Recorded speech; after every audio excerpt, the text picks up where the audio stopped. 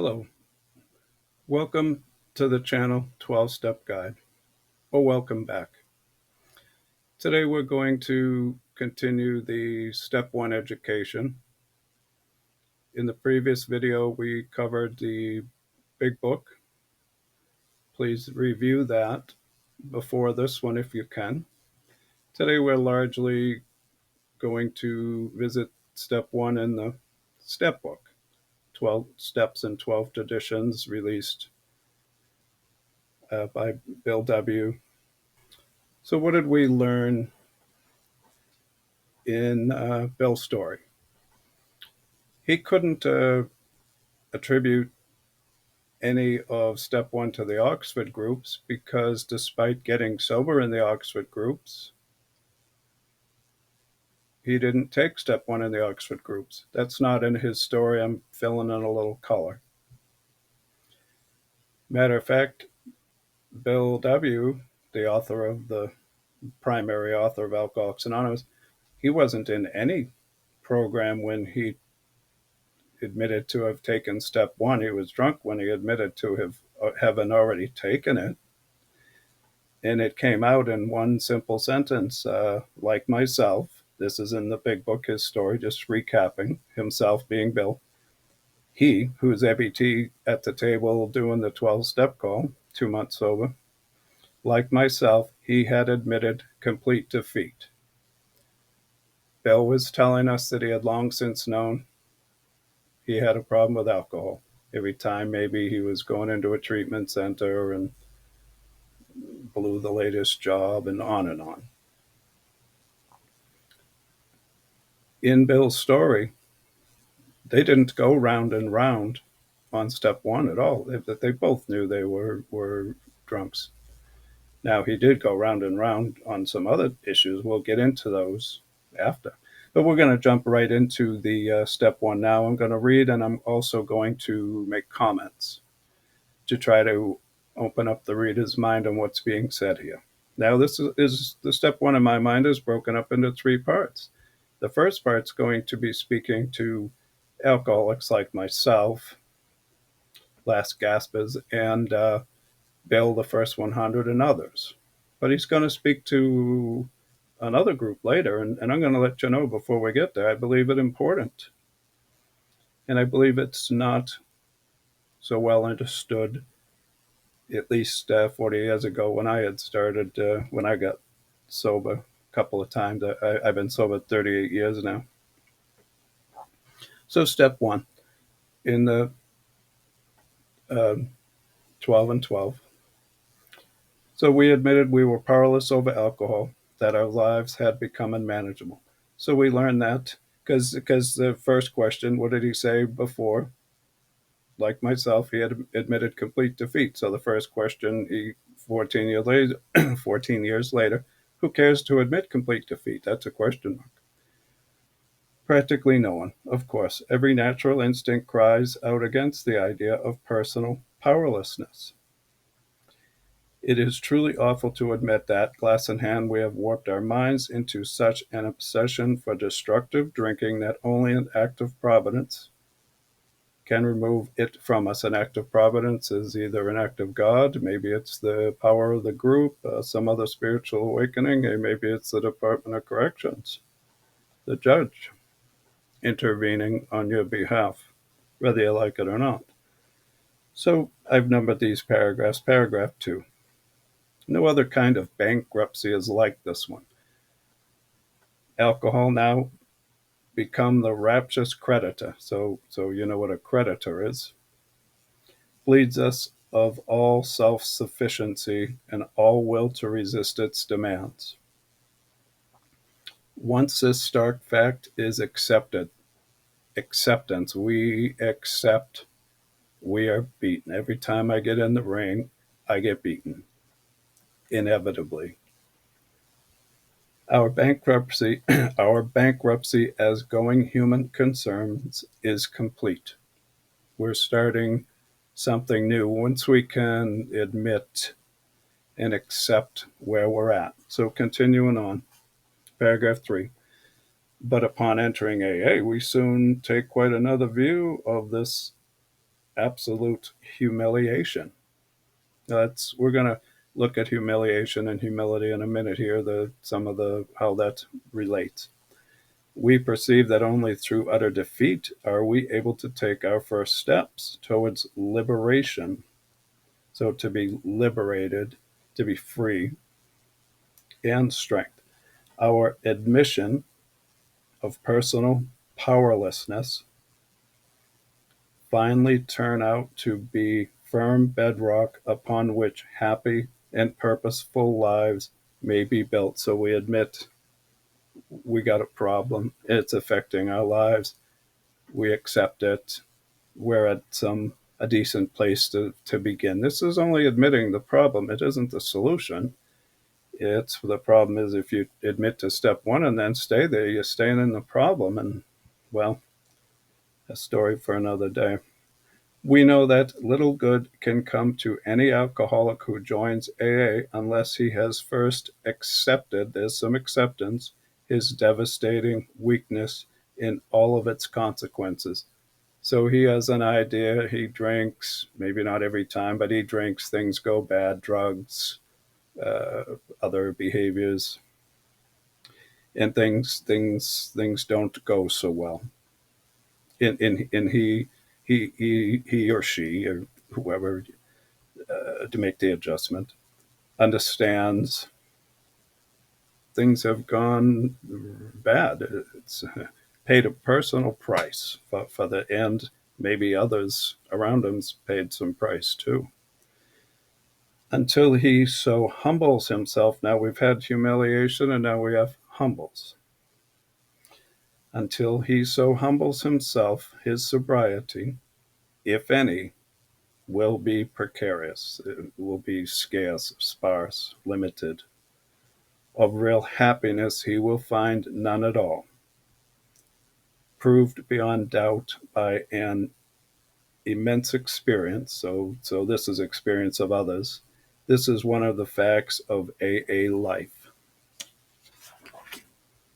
Turning the page, principles that we shall find no enduring strength until we first admit complete defeat is the main taproot from which our whole society has sprung and flowered.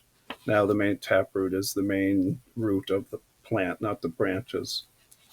So let's come back to this humiliation and humility. This is a good time to visit what is true humility.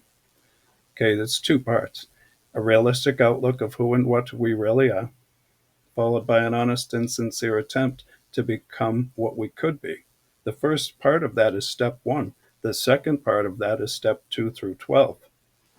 So if you just stay on the first part of it, admitting the problem, you maybe get a better idea of why it's difficult to advance.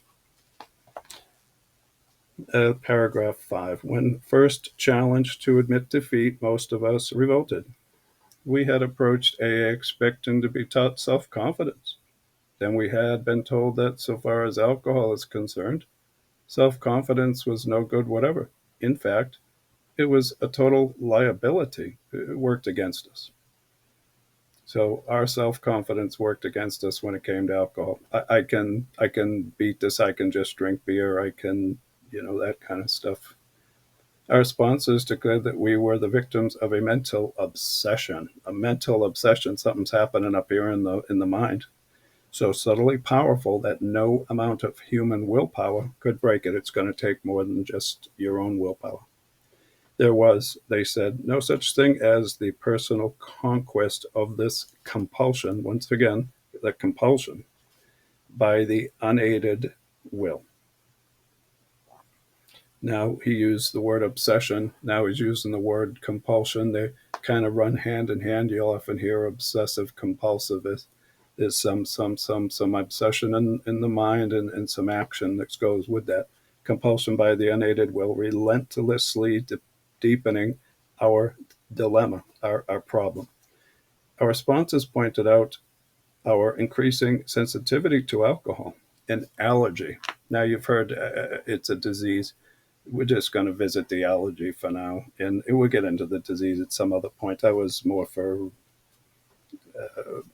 insurance companies, DSM material, stuff like that, in my opinion.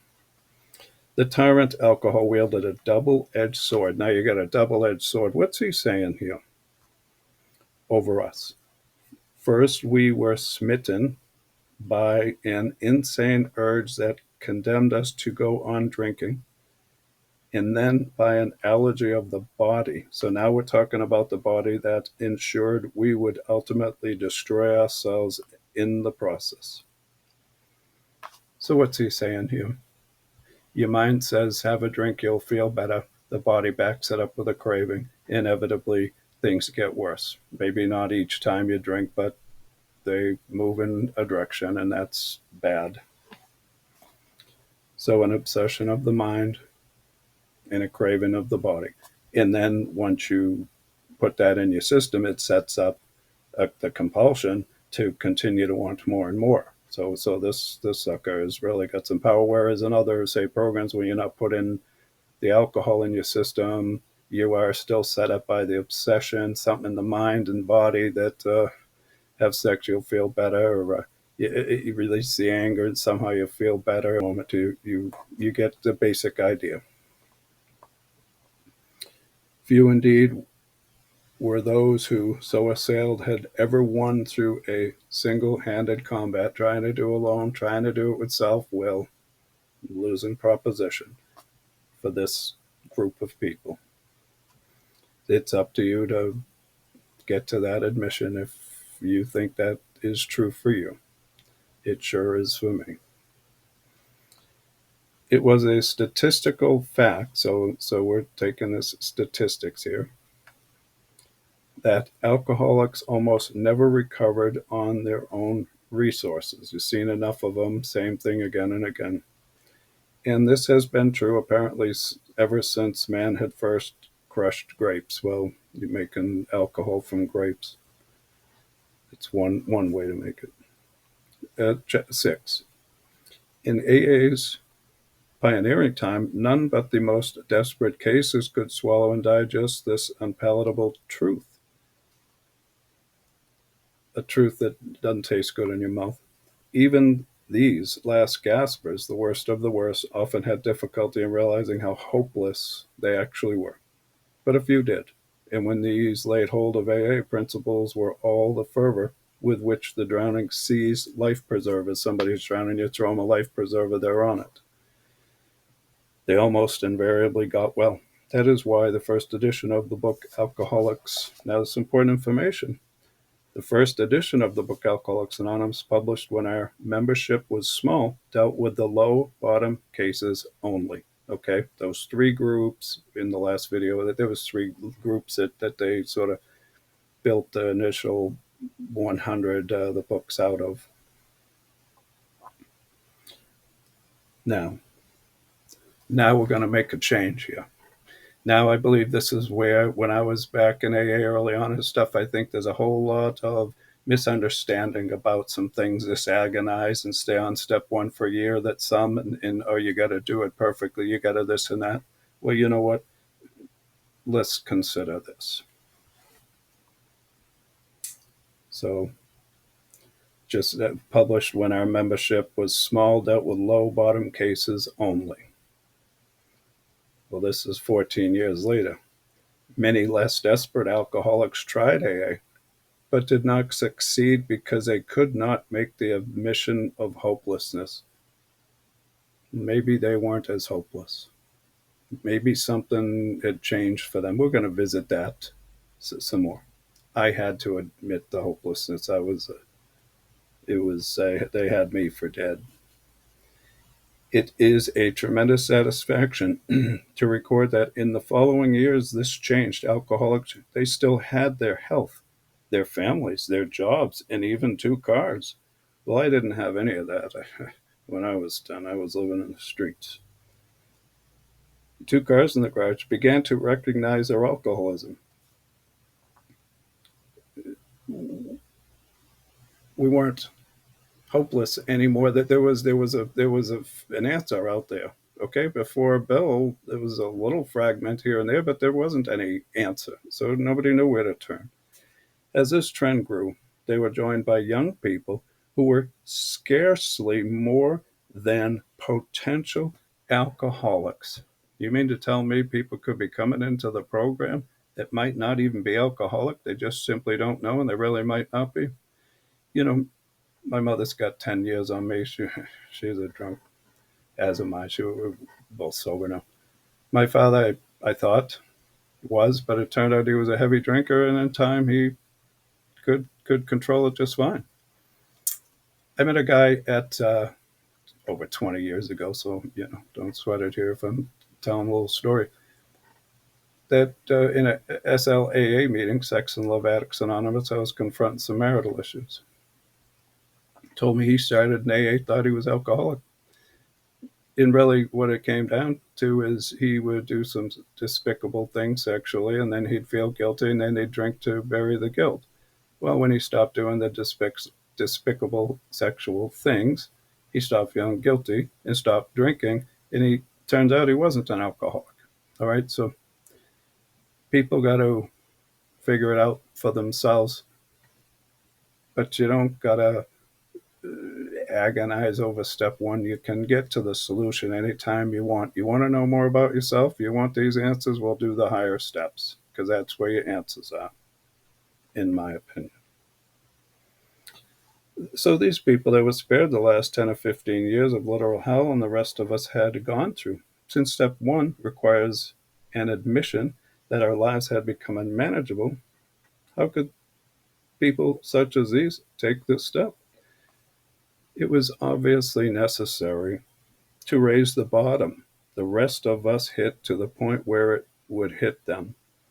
By going back in our drinking histories, we could show that years before we realized it, we were out of control, that our drinking, even then, was no mere habit, that it was indeed the beginning of a fatal progression. Remember that word progression. We're going to come back to that. I want to tell you a quick story. So at 18,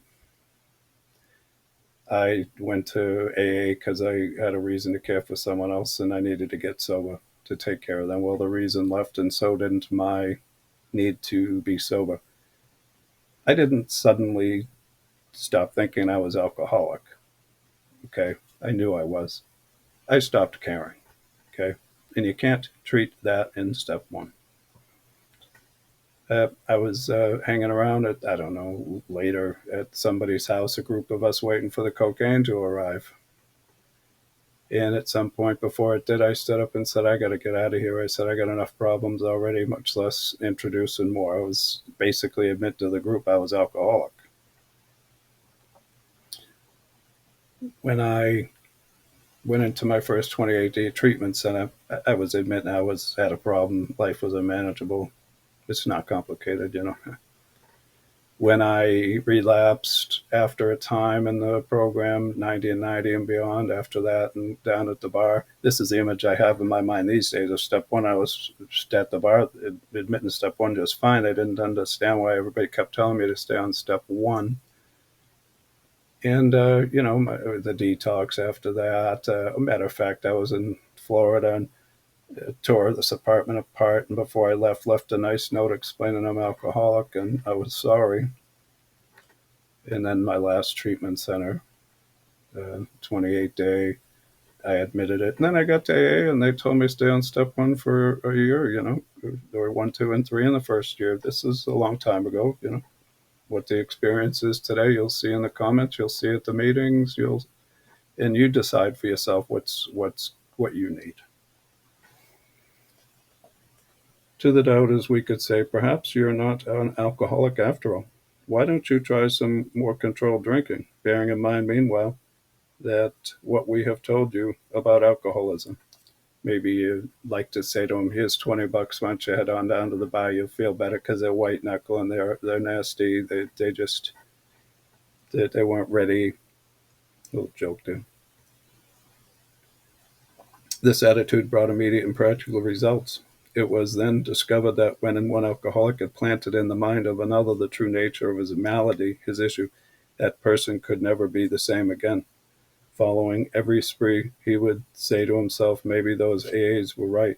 After a few such experiences, Often years before the onset of extreme difficulties, he would return to us, convinced he had hit bottom as truly as any one of us. John Barleycorn had become our best advocate. Yeah, John Barleycorn. Well, who dat?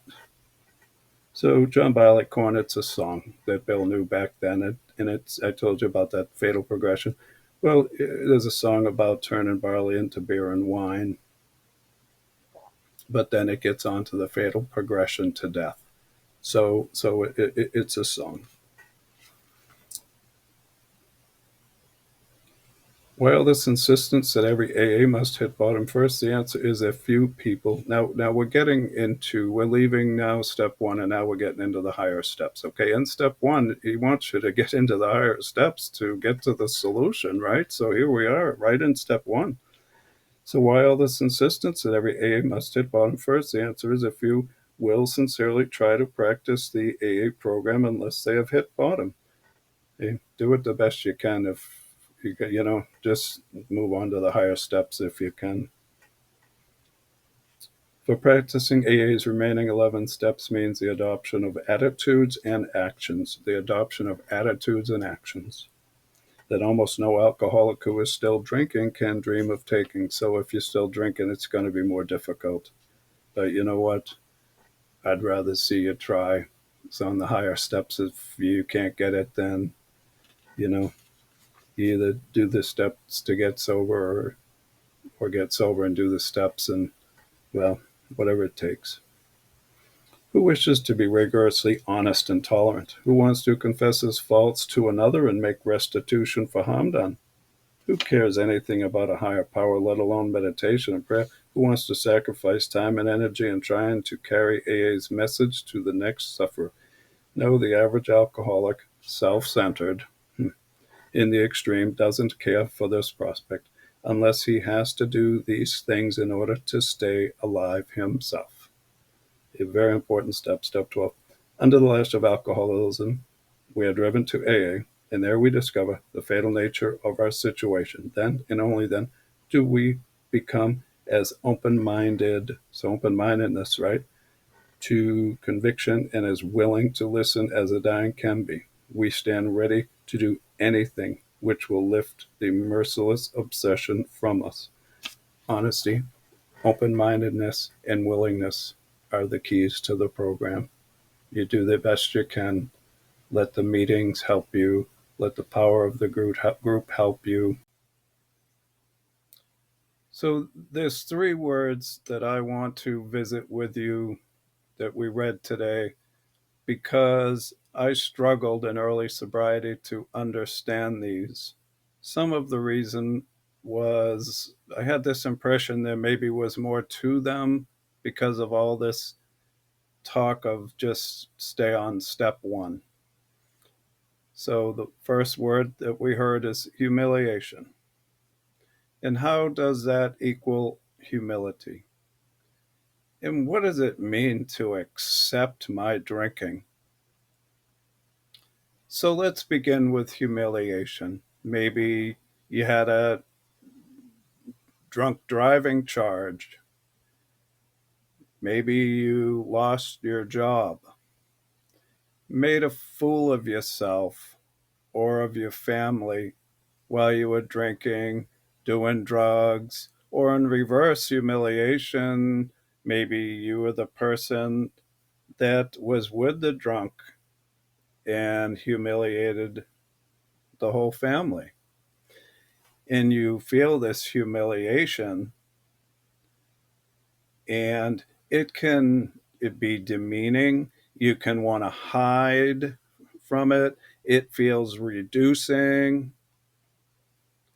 Well, this is an opportunity to be right sized, to say, you know what, I've had enough. This doesn't have to happen. And what's happening with that? A realistic outlook of who and what I really am. Maybe you're in control of some of this situation. you're starting to feel humble. You're starting to vulnerable, but a change, the first part of that true humility. And so, what's happening here in this transition? You're accepting, if I get in the ring, I'm going to get my ass beat. It's just going to keep happening. If I keep accepting and allowing this behavior, whether it's in myself or someone else, bad things are going to happen. It's all generally that simple. If you can get to this point, because you may already be there to this point, you may have long since understood this. Sometimes it can be a bit of a confusion if you're, say, the codependent and it's someone else's problem, supposedly, but it's your problem also. So, as we understand how this works and we commit, there's answers now.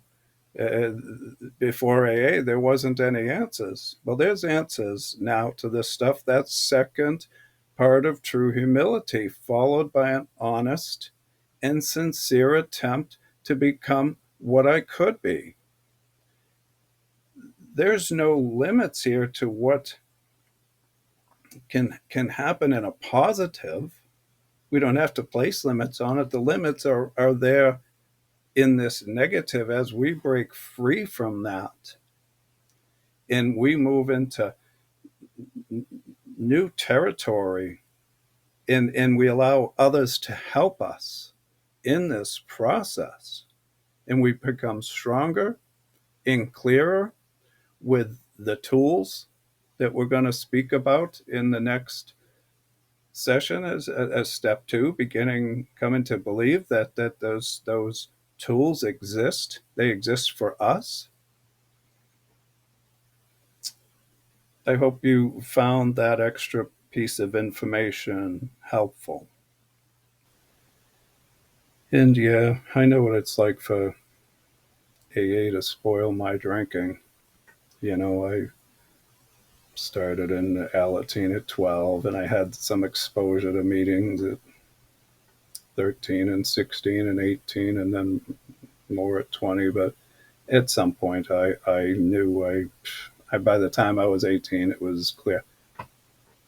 But in with the relapser, they'd say, "Oh, come on back to step one."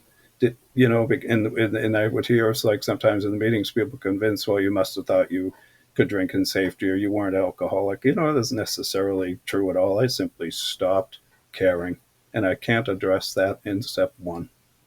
So if you know you're alcoholic, move on. Well, I hope you found this helpful. Now we're going to move right on to step two. Same format. We'll start in the big book, and then we'll head over to the step book and show you how they fit together, so you can be informed and make good decisions. You're going to think for yourself. You hear other people's suggestions, but you think for yourself. You move at your own pace. I certainly was thinking for myself on the day when I decided to head on down to the bar, wasn't I? Have a nice day. Thanks. If you found this video helpful, please like and subscribe. Ring the bell to be notified when new content is added.